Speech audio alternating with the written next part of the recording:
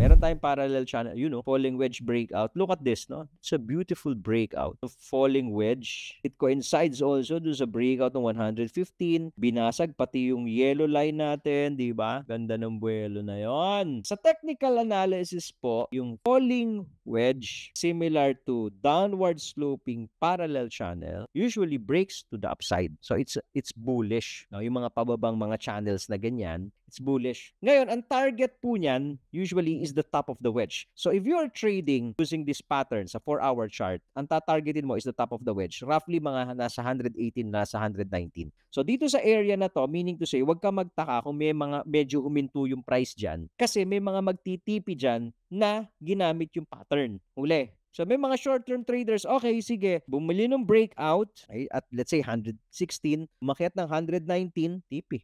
Leverage. So, yun ang tinitignan muna natin, initial target of this falling wedge. But this is the 4-hour chart. Pero pagka nilipat mo yan sa daily chart, suggest for me that Bitcoin can probably now go back to 120 dito sa area na to. 119, 120. So, resistance pa rin yan yung 120 Remember yung sandwich zone natin below 115, di ba? In between 115 and 112. So, remember that sandwich zone. So, nakalagpas na tayo doon. Nandun na ulit tayo sa taas. So, most likely, 119, 120.